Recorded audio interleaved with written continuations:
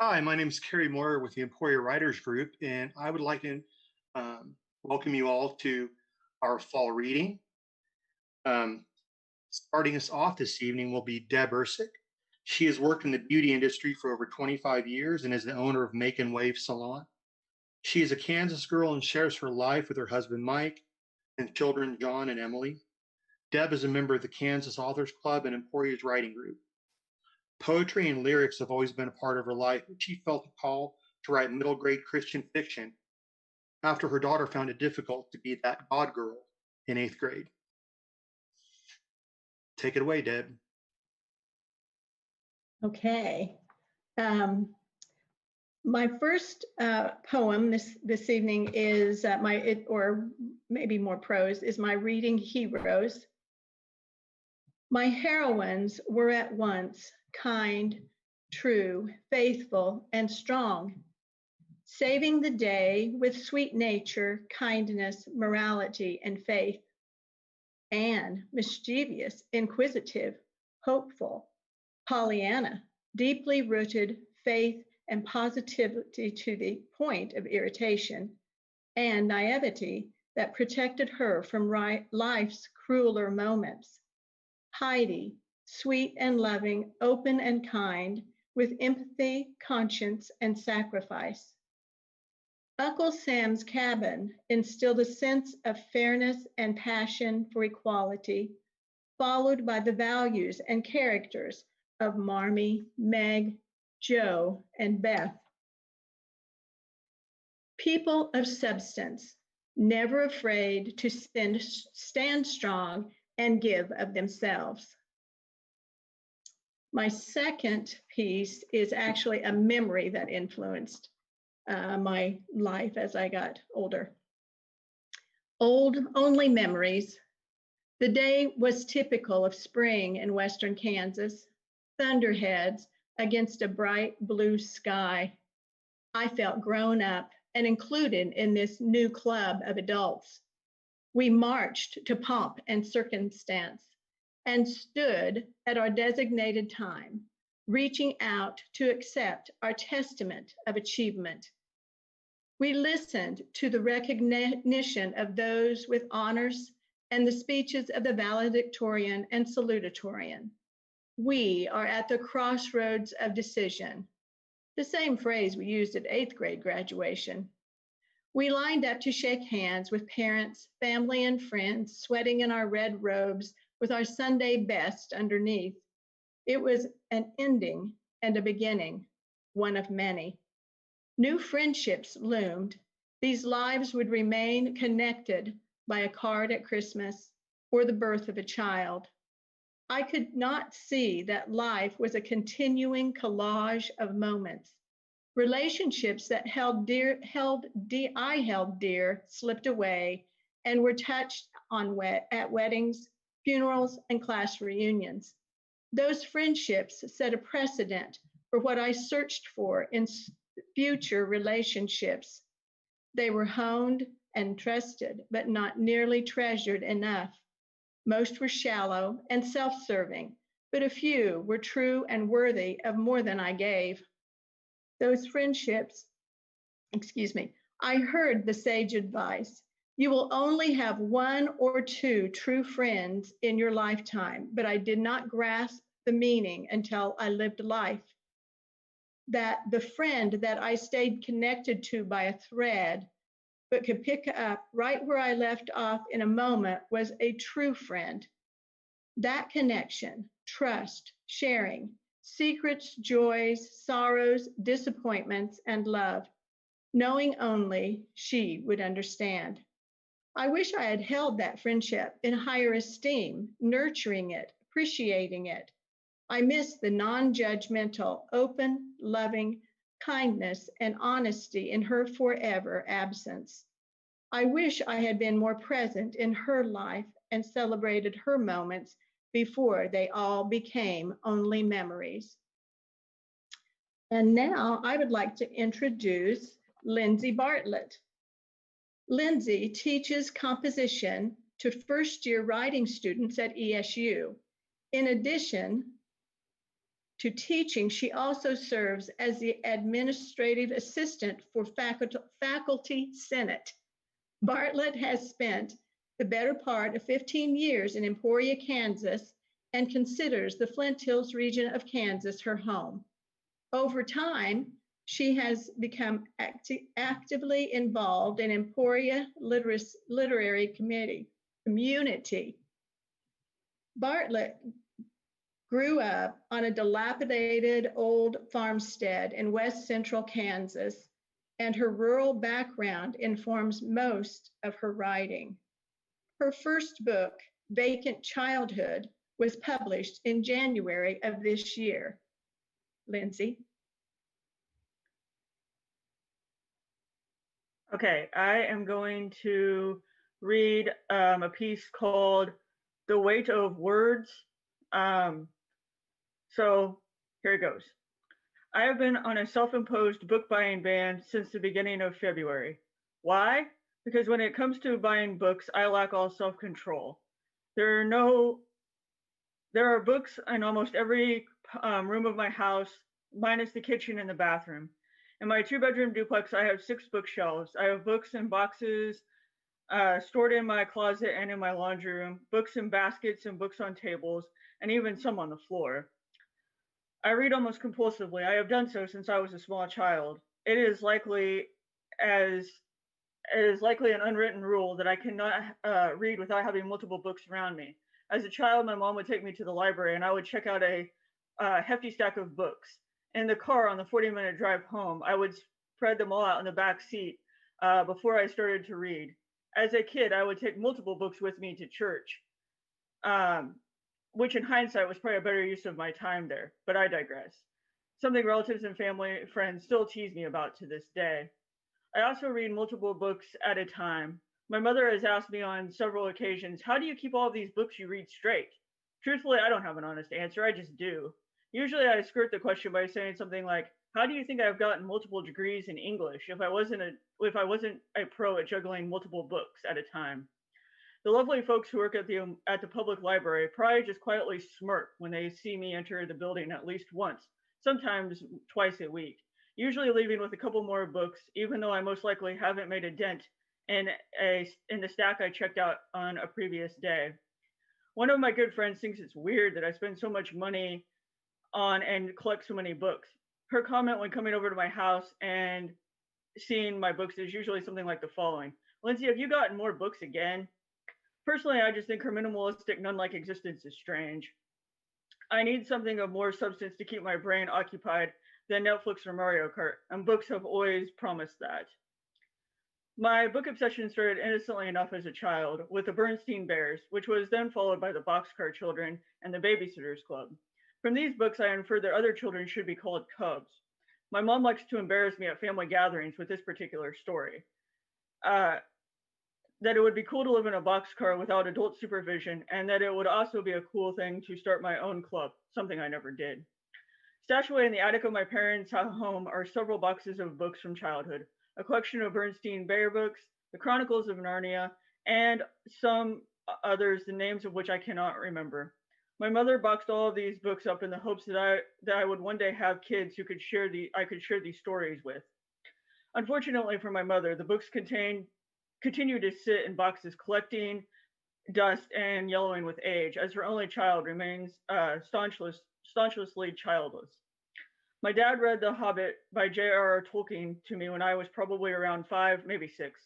I still remember leaning against his arm or lying my head on his lap while he read to me. I can clearly recall the scent of his jeans as visions of Bilbo and Gandalf swirl through my young mind. Also an avid reader, my dad passed on his love of the fantasy genre to me. Taking up a prestigious place on his bookshelves are collector's editions of The Hobbit and The Lord of the Rings. Throughout my childhood and even now as an adult, I take a great pleasure in looking at and running my fingers over the spines of these particular volumes. I have a box sitting on the floor of my home office full of books that I have intended to donate to Goodwill or friends of the library. There are books that I recently have not thought about in ages, nor have I any desire to read. Yet they sit in the box on the floor. Why is it? Is this from a sheer laziness of not wanting to lug this heavy book-laden box to my car and then again into either the thrift store or the library, or is it something more than that? Books come with a weight. And as any book lover who has ever had to move can attest, the physical weight of the books can be immense. The amount of boxes, bags, and totes to carry books can rocket into the double digits after only a shelf. As a college and graduate student and now itinerant academic worker, I have moved often. My dad, who typically has to do the grunt work of helping me move, has claimed on several occasions that the next time I move, I had better find a boyfriend. So far, he has been disappointed. My mom and I read Heidi together one summer while watering trees out at our farm. The feel of scratchy seat covers on an old Toyota truck while water gushes from a hose into a portable water tank have combined in my memory with the Swiss Alps, a standoffish grandfather, and the herding of goats. On my 10th birthday, my 4th grade teacher gave me the book Indian Captive, The Story of Mary Jemison by Lois Lenski. She wrote a message on the inside cover and everything. I felt like the coolest 10-year-old on the planet. I also read that book multiple times. I still have the book too. It is tattered, the cover is falling off, and the edges are worn, but I wouldn't give it away for all the money in the world, especially since she passed away in June of 2019. Yes, these are all just books, physical objects made of paper and ink, but as Emily Rapp says in her essay, The Weight of Things, just as the body carries physical and psychic weight, so do things. It is the weight of these books that keeps me from cooling my shelves, and when I say weight, I do not mean the physical weight of shelves upon shelves of books. I mean the weight of what they carry inside them. Not just the stories written in ink on the pages, but the stories surrounding the books as an object itself. I read for many reasons. First, because I enjoy it. Secondly, I read because I am insatiably curious and always on the lookout for more knowledge. I have this thing about wanting to know everything. I am aware that this is an impossible goal, but I think it is the fact that it is impossible that keeps me hungry for knowledge. Lastly, and perhaps most importantly, books are a means of escape and stability. As I glance over my shelves, I can easily pick out books that have stuck with me for various reasons. Books from childhood, books from teachers and friends and other important people in my life, a book from the British Library in London, a signed copy of The Handmaid's Tale from a Margaret Atwood lecture I attended, books I read for creative writing classes in college, books I used for my thesis in graduate school, and books I read at just the right time in my life. Books like Speak by Laurie Haltz Anderson, for instance. At the time I read Speak, I was in college, drowning in a major I did not enjoy, but unsure of what the solution should be. This book would turn out to be a catalyst for a couple of major turning points in my life. Speak made me a reader again. If that had not happened, then the course of my life since would have been vastly different. I found the courage to ditch elementary education and scurry off to the English department in search of something that at that time I would not have been able to name. It was a book that taught me to follow my heart, even if that has not always been the easiest thing to do. There is stability in being surrounded by books that can carry you back to a specific point in your life or a memory of a specific person. Like the things we all tend to collect and carry with us, it isn't just a story contained inside of a book that turns it into a cherished object, but rather the story behind the book itself. Maybe it is this that causes me to keep books rather than getting rid of them. With this comes a particular weight. It is funny and almost ironic that given the instability of my career, that of an itinerant academic, that I tend to take with me to every place I live, boxes upon boxes of books. I can get rid of anything else with ease, clothes, kitchen supplies. I have very little in the way of makeup or hair products. These kinds of things have never held much importance to me, but the books continue to move with me. Maybe it is this instability that has caused me so much frustration, anger, and even mental health problems, which lead me to take solace in surrounding myself with books. With a minimal increase in pay in recent years, I have bought extensively more and more books. Sometimes it seems that the thrill of buying and opening these packages containing books is almost more fulfilling than the act of reading the books themselves. Many of the books I have bought in recent years still sit unread on my shelves. Despite all of my unread books and access to 2 libraries, I have this constant hunger to have more. This all sounds like a seriously unhealthy obsession, an obsession someone is really going to hate me for when they have to clean out my home upon my death. But what those individuals will not be able to see as they sift through shelves and boxes are the stories behind the stories. They will not be able to see the way books changed my life, gave me an escape mechanism, and kept me grounded. There is stability in books, an anchor in the stories they provide, but there is also a weight. Sometimes it isn't the book itself that weighs the most, but rather the story the book as an object carries, the weight of a story, about a moment in time.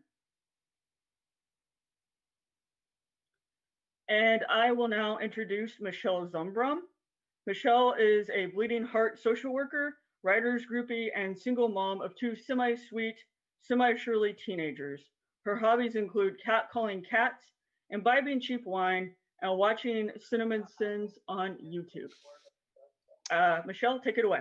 Thank you, Lindsay. Great job, Deb, and I really can relate to your essay, Lindsay, 110%. So I'm going to share with you guys a little bit of a reflection I wrote about my own love of books. So my mom, like her mom before her, was a working class high school graduate who enjoyed reading. College was not an option because there was just never enough money. So my mom, like so many working class women her age, followed the path set before her.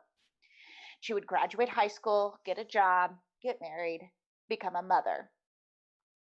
I am not sure at what point in my mom's life she decided she wanted different for me, but I'm glad she did. She imbued in me not only an obsessive love for books, buying them, reading them, smelling them, but she also imbued in me a quest for knowledge. Books meant an education. Education meant independence, and independence meant a little bit of power. Some of my best Christmas gifts were boxed book sets. In third grade, it was the yellow covered set, not the blue, but the yellow covered set of the Little House books. And I spent that winter imagining myself riding a horse across the tall grass prairie, hair streaming behind me. In sixth grade, it was the Green Gables books, and Anne Shirley quickly became my bosom friend who I wanted to drink raspberry cordial with. My mom didn't believe in censorship, and so nothing was off limits. I read everything from family-friendly Beverly Cleary to trashy V.C. Andrews to scary Dean Koontz to the political Dalton Trumbo. But when I look back upon my childhood, the most impactful of the books that I read was the 1980 New Book of Knowledge encyclopedia set that magically one day appeared on our bookshelves, a day so inauspicious that I can't even remember it. What I do remember was falling in love with the cream and dark blue covers that were embossed with a tree and the pages were lined with gold. In those pages, I felt like I had the world at my very fingertips. How to count to 10 in French? Well, look it up in the volume that contained F under France. How big is Pluto compared to Earth? Right there in the solar system entry in volume S. By the way, did you know that Pluto is only half the size of the United States? What's the fastest land animal? By God, it's the cheetah, the graceful cheetah. Exactly how did World War II start? Well, when Hitler and the Nazis invaded Czechoslovakia in March of 1939. I remember being mesmerized by a vibrant picture of a raven-haired flamenco dancer in a stunning red gown under the entry for Spain. One day, in Mr. Kessler's sixth grade science class, we were divided into two teams playing trivia. And I made the winning point when I recalled that AU was the periodic symbol for gold. I'm sure my classmates thought I was brilliant, or at least that's the way I'm going to remember it. I loved those books.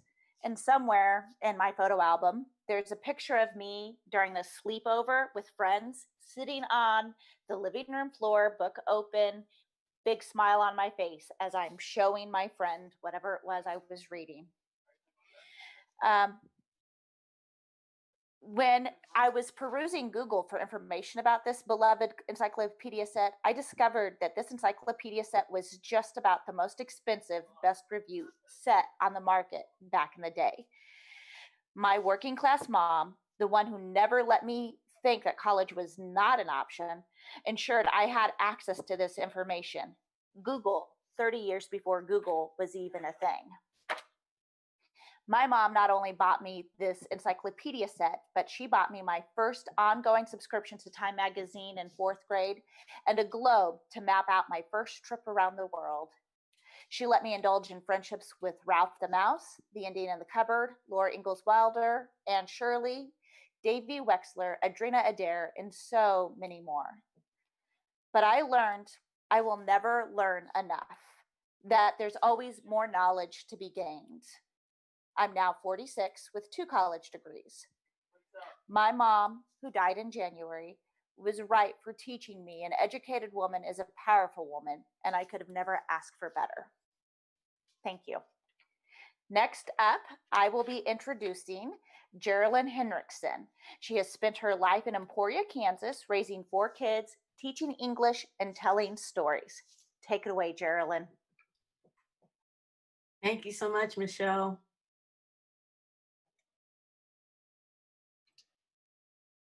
Am I there? Okay. I'm still seeing Michelle. I don't see myself. I guess that's okay. I know what I look like. Okay. My inspiration for the little piece I'm going to read tonight is a book that I loved as a child called A Child's Garden of Verses by Robert Louis Stevenson. And my mother reading that to me, I think kind of drummed into my head the cadence of words and the delight in making words rhyme.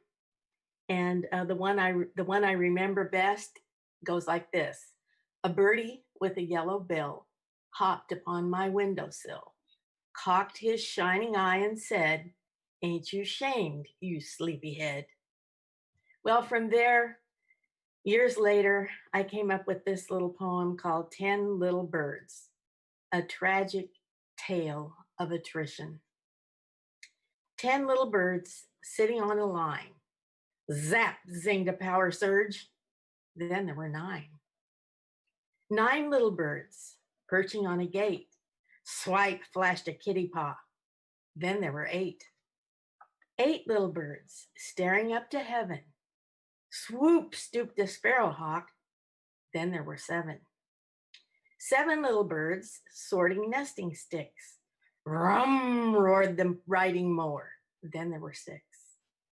6 little birds checking out a hive. Buzz, swarmed the worker bees. Then there were 5. 5 little birds waiting at the shore. Crash, slammed a curling wave. Then there were 4. 4 little birds singing in a tree. Crack, broke the rotten branch. Then there were 3. 3 little birds soaring in the blue. Zoom, zipped a silver plane. Then there were 2. 2 little birds basking in the sun. Strike, snatched a sneaky snake. Then there was 1. 1 little bird feeling all undone. He looked both ways and headed south. Then there was none.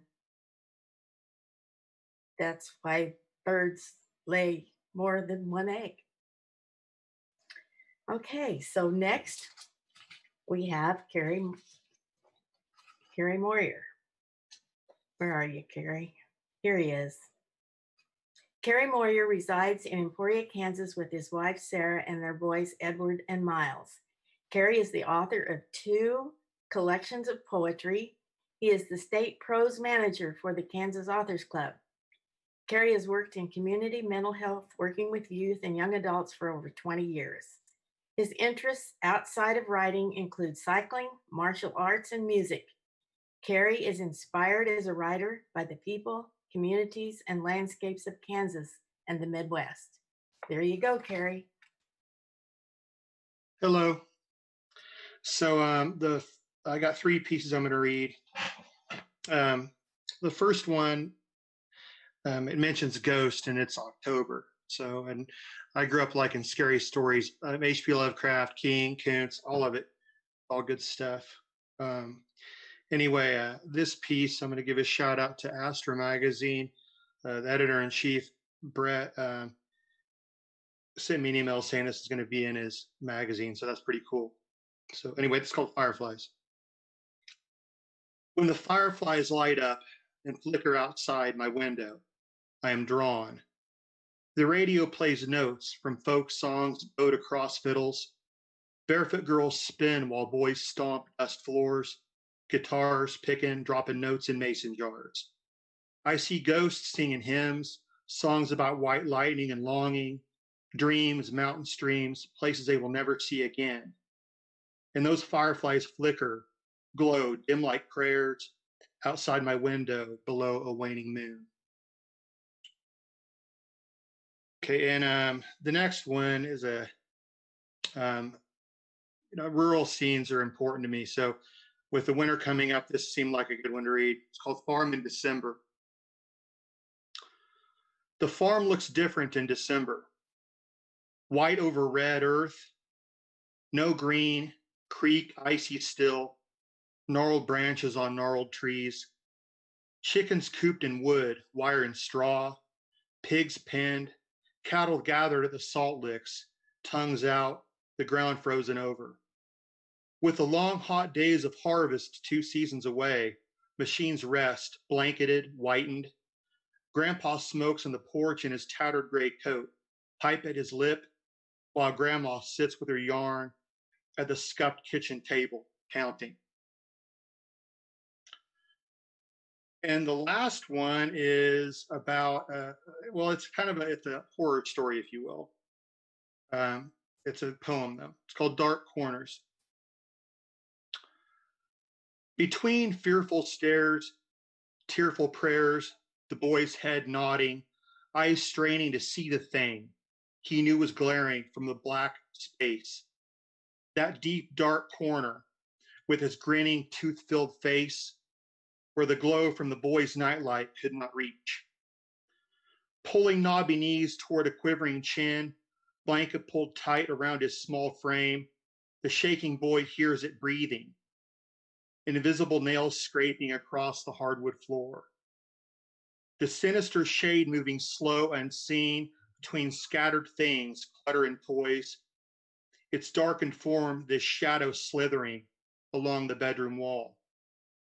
A noise now close to his bed, holding shallow breaths, remembering what Mother said about the noises he hears and the monsters he fears that are nowhere to be found in this house or any other. Then a tug on his covers. Eyes look toward the footboard, small pajama-clad body shudders, cold claws creep, move slow over socked feet. Frozen in place, the boy holds his breath while icy fingers move to his chest, rolling over a pale, screaming face. The bedroom door creaks open. A sleepy mother cracks the door and sees her son's warm, empty bed. Anyway, that was all I had, and I messed up. I had my next introduction up and it just fell off of my phone. So let me find it here. My apologies for that. Okay, I'm going to be introducing AJ Dome, an award-winning radio and television journalist, is currently writing climate and environmental articles for the Kansas Reflector. He is also refining the first draft of his first novel. You got it, AJ. Hey, thank you, Kerry. I appreciate that. And I appreciate listening to everybody else's contributions and readings before this. It's been exciting, and I apologize for the background noise. I'm enjoying this beautiful evening.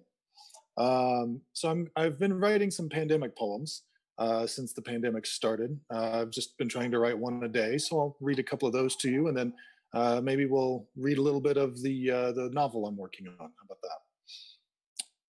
This is Dome Pandemic poem number 133. I pause on my daily walk to visit with an interesting invertebrate inhabitant of the earth, their relaxed punctuality of particular puzzlement, a morning mollusk meeting. It's a little snail. It's a picture of a snail. Okay. Dome Pandemic poem number 98. I bear witness to one of Mother Nature's grand performances, a summertime sonnet portrayed through wind and thunder. These meteorological magicians move me. Let's see. There we go. An earlier one, pandemic poem number 49. Mental maps, merging lanes, transient truckloads of thought. Exploring subconscious substructure is exhausting. Okay, and then how about one more poem, and we'll see where we're at. This is Dome Pandemic poem number 112. I often wonder if our love affair with retrospection leads to an underdeveloped sense of introspection. Nostalgic memories are lovely, but not a place to dwell if we are to grow. And then I have a little bit from the novel I'm working on. It's about an old war correspondent. I say old, he's my age, so he's not old. We'll just start off a little bit. Peaceful waves from a time before humankind lapped the craggy shore, growing in intensity and guided by a full moon wearing a veil of wispy cirrus clouds, watery entities meeting their demise among the rocks scattered throughout the Southern California sand. The scent of ancient saltwater wafted through the camper trailer, filled Devin Dodge's nostrils, and triggered a sneeze. He sniffed, wiped his nose with his shirt sleeve, and reached over for the bottle of beer sitting on the counter above him. His hand missed and knocked the bottle over. Much to his chagrin, it was empty. A slight dribble of India Pale Ale leaked from the glass mouth. He blindly fumbled around some more depleted bottles and cans with a curse under his foul breath. His hand eventually came to rest on a half-empty bourbon bottle further along the countertop against the wall. Dodge grabbed it with a hard sniff to clear his congested sinuses, twisted off the cap, and took a long drink of the harsh liquor. His stormy hazel eyes soaked in the cresting waves as they splashed closer and closer to the camper, the echo adding to his inner turbulence as the alcohol lit a fire within his throat, its ashy aftertaste sliding down his belly and fueling thoughts darker than the night horizon. He dangled the bottle by its neck as he sat on the front steps of his classic Airstream trailer, sand tickling his toes as he tried to drown his internal voice in more booze. Another swig from the bottle, and the waves seemed to crash louder in his ears, filling his cranial cavity with sharper flashbacks to his explosion. He wished he could scrub his memories and emotions clean.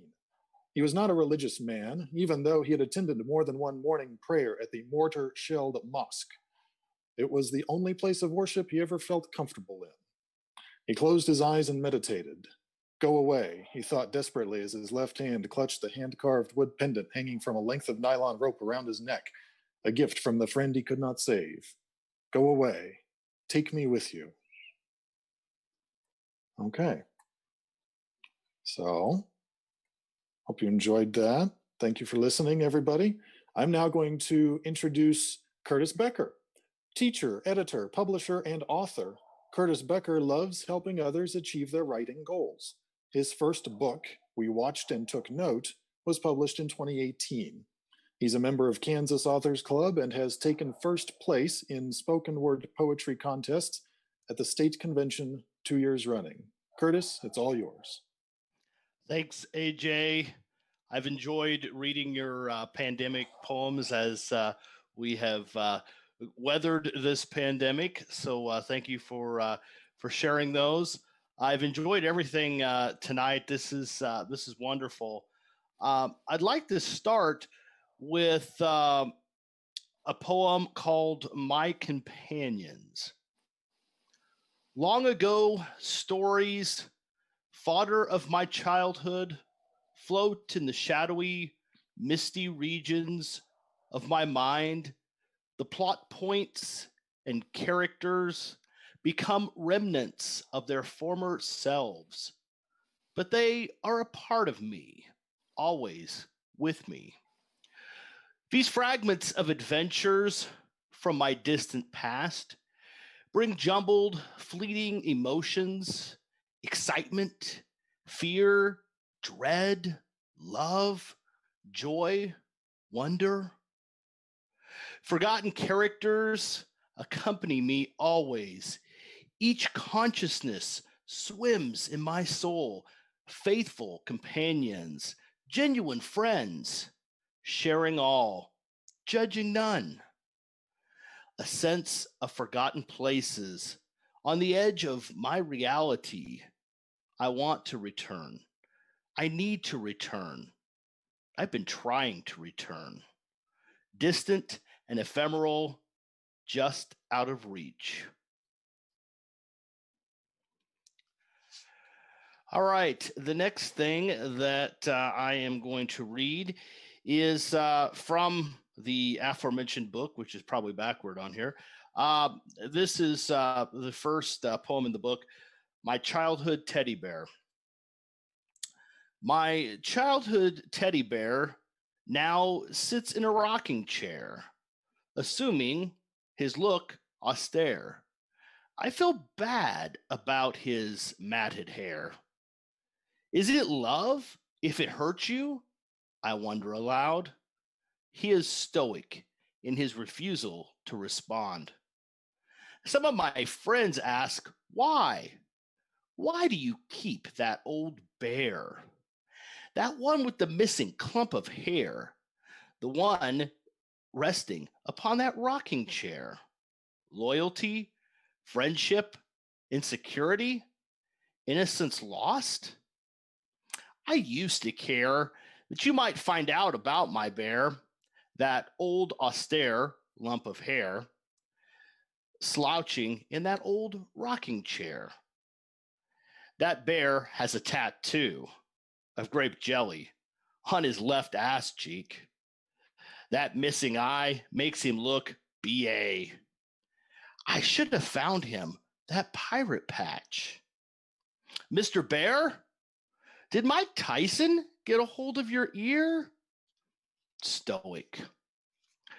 The survivor of my love slumps over the rail of my rocking chair.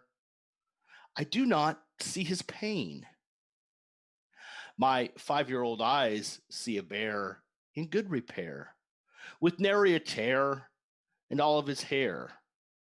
There's no despair. Thank you, Grandma, for giving me my teddy bear. And the last piece I'm going to read tonight is the piece that I did for the spoken word contest this year. This one is called Overheard. Awkward silence, murmurs of discontent, fame fleeting, faces hidden in shame by shadows, off your meds, scared of the world, and an intervention. Peace comes from death, you tell your friends. Losing your mind in the middle of the street, a hot mess, melting down before building up. A new beginning, cathartic. The rage escapes through tears and wails. An ugly cry. Life is new. All right, and I have the pleasure this evening of introducing Lydia Kautz. Lydia is the editor of the Junction City Union newspaper, and she's also a SLIM student at ESU. Here is Lydia Kautz. Hey, I'm going to read a story that I wrote called The Dog Star. I'm going to be a little bit like Carrie in that growing up, I read a lot of scary stories after I realized when I was a junior in high school, I picked up, I think, Pet Sematary by Stephen King and realized I actually really liked it. And so I'm going to, in honor of Halloween, read you something a little bit spooky. Okay. Dan had never liked dogs, never cared much for any animal, really. They were hairy, smelly, needy, and they made a mess in addition to demands on its time. He had no interest in anything that slobbered and crapped more than it used its brain. It had never crossed Dan's mind, such as it was, that there were people out there who'd make the same assessment of him. Dan had gone through life thus far as a ball of seething, perpetual, low-key resentment and increasingly less frequent boners, all wrapped up in a t-shirt with the name of some random heavy metal band on it, and a red cap bearing a meaningless slogan, something he'd picked up back in early 2016. Like his father and his father before him, the man had an everlasting chip on his shoulder. He hit first and asked questions later, if he asked them at all, and so had few friends and a string of romantic entanglements in his past, rarely lasting more than a few years. Affairs that often ended with one too many black eyes or a call to the police that would would earn Dan a night or so stay in the county jail. Dan was recently single and in bad need of a punching bag, preferably made of flesh. He needed someone or something to blame for his problems, from his below average physique to his piddling income at the grocery store where he worked as a stock boy and had since high school, a job he didn't like well, but that paid the bills. It was on his way to this job that he saw the creature lying in someone's lawn.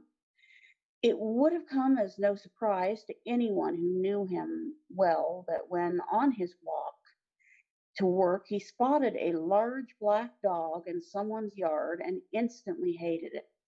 It looked like a tumor to him stuck there in the verdant grass, a black blob with large, wet eyes that stared at Dan as he passed. He glared at the animal, and the dog returned the favor, its broad, blunt head turning on a thick furred neck, jowls drooping and seeming to Dan's eyes to glisten with drool as Dan walked along. Something about its lumpish form disturbed him, and his fear made him irrationally angry. Dan looked up at the house. Unlike the bright lawn, it was a derelict mess. If he'd been more astute, he might have asked himself why someone would let their home go to crap while maintaining an immaculately manicured lawn. As it was, he chalked it up to the general worthlessness of people. Dan finished his shift at the grocery store and considered taking another route home. He'd thought about the dog all day, couldn't get it out of his head. He understood enough to realize that this was an unusual state of affairs. He didn't normally think on any one thing for any length of time, not unless it involved football or a pretty girl. And here he was, nigh on obsessed with something he didn't even like. So Dan seriously thought about walking a different way on his trek home, but ultimately concluded that was sissy stuff. He wasn't changing his whole routine because of one worthless mutt. As he approached the house, he regretted his machismo, but it was too late to think of turning back. The animal was still ensconced there, fur still grossly glossy in the late afternoon sun. That night, Dan dreamed of it, of kicking it until it exploded into a cloud of thick, dark blood and fur. In his dream, the blood was corrosive and it burned through his flesh like worms burrowing into dirt. Still, he refused to let the dog win. The next morning, he took the same route, and the morning after that, and the morning after that, for weeks until he was just about ready to blow up.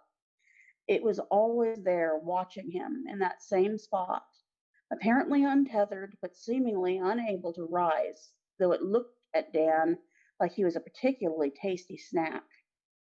Only the movement of its head and the wet shine of its eyes hinted that the animal was alive and not a hairy garbage bag full of suet. Dan fancied he could smell it. It stank faintly of old grass clippings left piled in the sun. The dog rarely invaded his dreams as it had that first night, but when Dan did dream of it, it was always the same. He killed the dog, and the creature, in dying, took him down with it in a shower of acidic guts. The days were growing shorter, and one afternoon he found himself working a double shift, which meant Dan found himself arriving at the house with the dog well after sunset. He could see the beast sitting in its customary spot, looking no less revolting to Dan than it did in full daylight, eyes shining almost silver in the dim. Under cover of darkness, he finally snapped. He stepped onto the lawn, cursing quietly, feeling the ground beneath his feet, but not registering that it did not feel like grass. It was springy, spongy underneath him, more like fauna than flora. But Dan paid no heed, his eyes on the beast before him. He was going to get the best of this bloated pile of meat if it killed him. He had often dreamed of kicking the dog to death. Now, reasonably certain no one would see him do it, Dan was finally going to act on his fantasy. His boot thwacked into the big dog's side with a satisfying thump. He expected it to resist, to fight back, snap at him, give him even more reason to keep kicking. The dog was certainly large enough to put up a fight. And if the dog bit him, Dan figured he could probably finagle some lawsuit money out of the owner, or at least see to it that the beast was put down. But it just laid there, making a sound like a whimper and seeming to cower as Dan kicked again and again until his foot finally went through the creature's side, letting out a stink like rotting vegetation. He made to pull back and stumbled, his foot stuck in a dark mass that was no longer a dog. Something was now coming out of the stretched, lichen-covered casing he had mistaken for a dog, like the shell of a cracked egg spilling its dark yolk in reverse up into the night sky. Even in the dark, Dan could see that this monster had never been a dog. He saw the creature's tarry eyes full of swirling flecks that moved like stars in twin galaxies no human had ever seen and lived to tell about. Its mouth, now impossibly wide, was lined with dripping teeth like white razor blades. It continued rising up, with him still stuck in it, rocketing out of some unseen hole in the dirt beneath it, as liquid as oil erupting from a well until it was 10 times the size of any dog. A sizable portion of the lawn rose with it, making writhing green tentacles of the grass. Dan struggled to escape, swearing and trying to scream as a turf-like substance filled his mouth and nose, clogging his airways and stifling his cries for help. He succeeded in pulling his foot free from the burning, wet void, but quickly found himself face down on the ground. Dan felt his flesh pulled at a million different points by a million tiny, sucking pinpricks.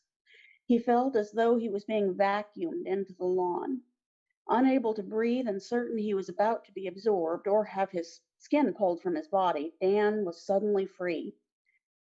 Gasping a desperate prayer of thanks, he rose to run screaming into the night.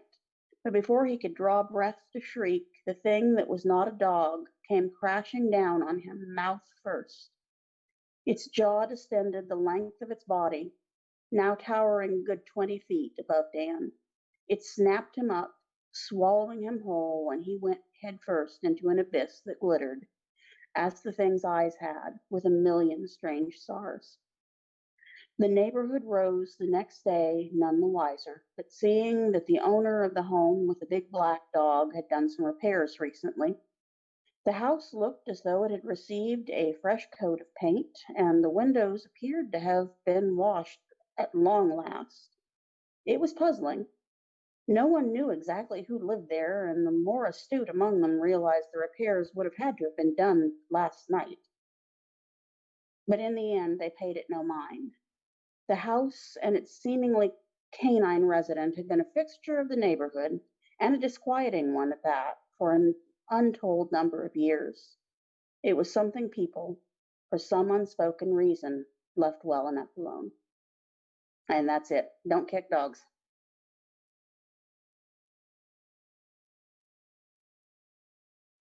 And I am introducing Brenda White. Brenda graduated from ESU with a BS and an MA in English and creative writing. She is a lifelong resident of Emporia and a part-time poet.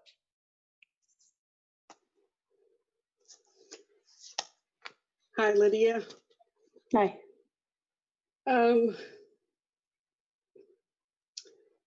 Our writer group had talked about us sharing pieces that reflected works that we had read as children that influenced us in our lives. And I had some strange ones, but I chose finally a book that was written by Zilpha Keatley Snyder. It was called The Changeling. And so I came up with this poem to describe how I felt it changed me. Changelings.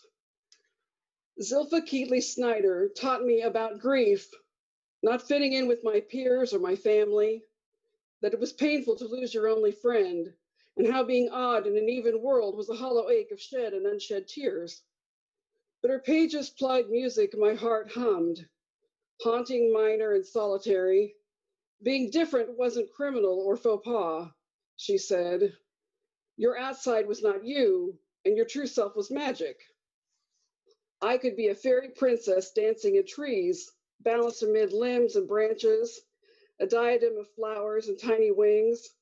I could project the possibility of grace if I acted graceful, even if only by myself. I could be beautiful as the flowers I pretended to gather. It didn't matter if I really was a goblin exchanged for a mortal child. Inside, I was the Milky Way and petals, birthing stars and prisms of light as I fought to place my feet on human roads and still be faith.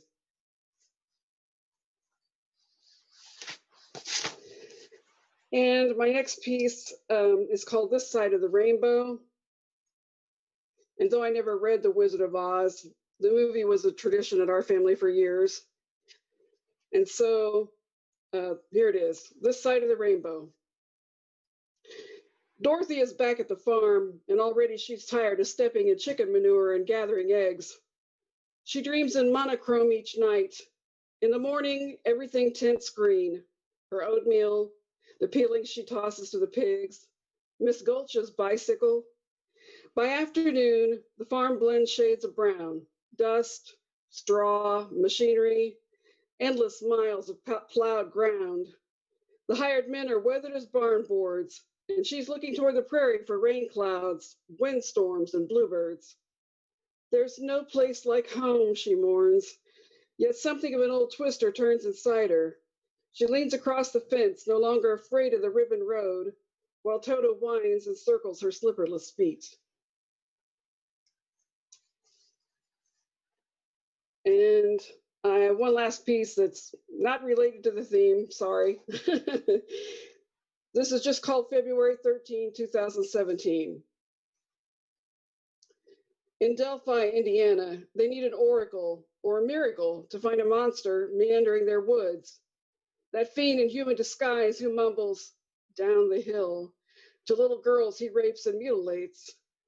I would volunteer to isolate, stand over a crevice and breathe in the rotting stench, scry a bowl of spring water, render a name or visage, his lair. Leave it to the Lord, some say, his judgment is best. But I'm tired of waiting on him, his day so long compared to mine. They need a handmaiden of justice, not afraid to perceive evil through mist and smoke. Someone to remind us with her ravings.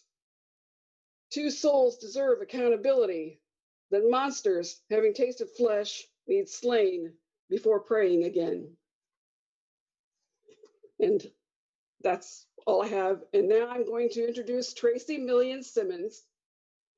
She's an author of Tiger Hunting, a novel, Green Bike, a group novel, and A Life in Progress and other short stories. She's the founder of Meadowlark Press and a 20-year member of Kansas Authors Club. Tracy? Thank you, Brenda.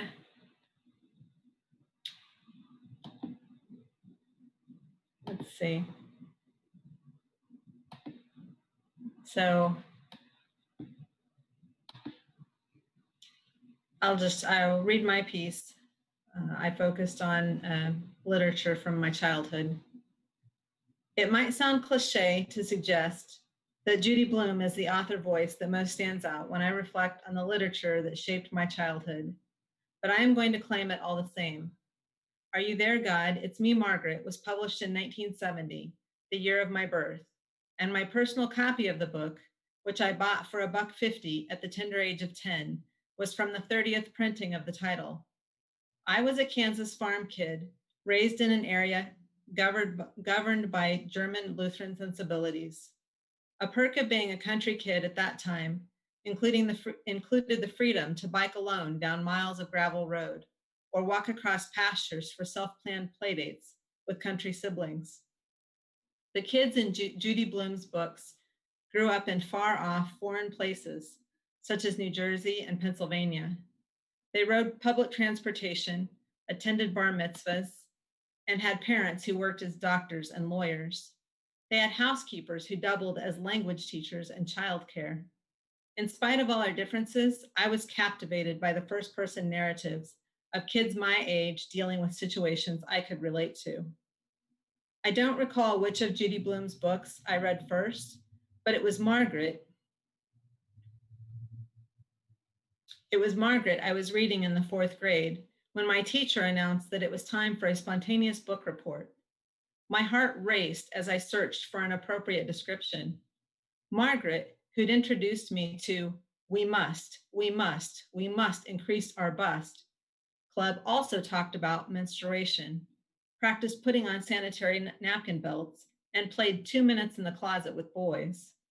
Perhaps most shocking and unimaginable to me at that time was that she had a Christian mother and a Jewish father who were presumably content to allow her to choose her own religion when she grew up. I could spend paragraphs expressing my affinity for Sheila the Great, Sally J. Friedman, Winnie Barringer, and Deanie, a Blume book which talked perhaps even more frankly than Margaret about menstruation and growing up, topics that were absolutely unmentionable in the house I grew up in. But it was Jill Brenner, the narrator of Judy Blume's novel Blubber, who probably made the most lasting impression. Jill was not quite bold enough to be popular, but she managed to hang with the in crowd through her willingness to follow along, even when it came to bullying Linda, a heavy girl in the class who had a bad tooth. Mostly, Linda suffered from ostracism and actual torture by her fellow classmates through no fault of her own. Though I had never witnessed the type of physical bullying described in the story, I certainly recognized the attitude of Jill's clique in my own circle of 5th grade friends. The summer I read Blubber, my remorse for the role I played in picking on one particular classmate led me to write a letter of apology to our own school's Linda Fisher, the girl in Blume's novel whose nickname earned the title of the book. In the following years, I invited her to slumber parties. We met at the skating rink and often shared a table at lunchtime. My friendship with the classmate we'd always picked on became especially poignant a few years later, when many of my grade school buddies moved on to other junior high school friendships, and I found myself the occasional target of unprovoked ridicule. 40-some years later, I turned the yellow pages from my collection of Judy Blume books, and I can still see myself between the lines. I am reminded of where I came from in the margins of those stories, and I see a surprising amount of evidence for the kind of parent I would become. On a recent reread of Blubber, I was amused when Jill said that her mother used swear words and allowed her children to curse at home. She only cautioned them to remember that not every adult, especially grandma, felt the same way. Here, I thought I was being original, but apparently I was just following my Judy Blume transcript from when I was a child. And I am going to introduce our final reader. Past Poet Laureate of Kansas, 2017 to 19, Kevin Rabus teaches at Emporia State University, where he leads the poetry and playwriting tracks. He has 12 books. Watch Your Head 2, oh, look what I've got, releases this Saturday. Oh, can we see it? There we go. Congratulations, Kevin. Thanks for having me, folks. Thanks for letting me be a part of things. So I'm going to read a coronavirus poem, a pandemic poem, like AJ did a little bit. I'm on the same track.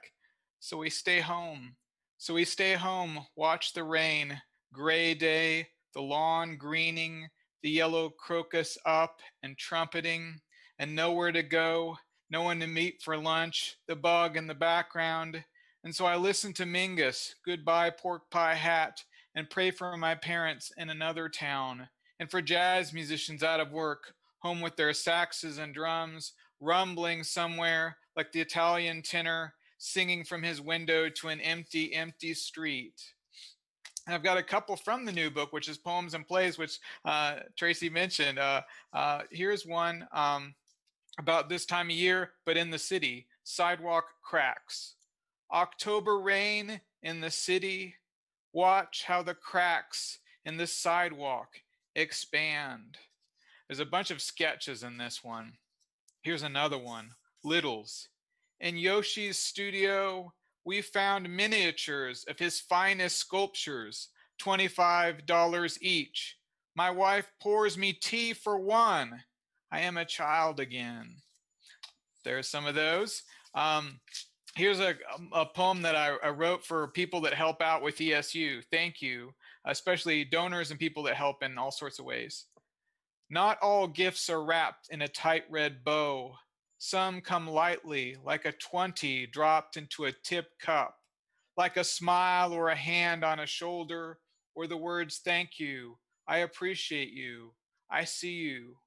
When you look back at your college career and remember the bulb popping on, the lit wire of illumination, when you realized this is for me, listening as professor talked and drew chalk across the blackboard, or when you heard aloud and first clearly heard that voice come across centuries, or when you drew a bow across a cello and it sounded like angels, or in the field you lifted your first turtle from the water. The call came to you through the classroom and you've spent a life giving that back, and we appreciate what you do. Like a Valentine or a love letter, you give expecting nothing, your heart in a card, your time spent looping words you may say only once, but if you're lucky, that love catches hold and lasts, and your gifts go on and on and on. Here's another coronavirus one. Love in the time of the coronavirus. Lisa and I watch a bad movie, and after we hold hands, like two kids at the theater, like young lovers on her Casey apartment couch. We don't know if the bug will pass over our house like a death angel, and so we remind ourselves it's just us here in this room this evening, our young son gaming in his own room, his fingers clicking over the keys, face bathed in blue computer light. No blood smeared over the doorway. It's just we three alone in this house. The wind outside like a monster. The streets all empty of cars. And I think that is where I'm going to stop. I want to be cognizant and aware that we have all gathered here together today, and I want to thank you all for being a part of things, and thanks for including me in this special moment of poetry and writing on a Monday night. Thanks for being a part of things, and thank you for the folks who worked the technical issues out for us, including Sandy, to make this happen and make it run smoothly. So thank you, everybody, and as I like to say, right on, right on.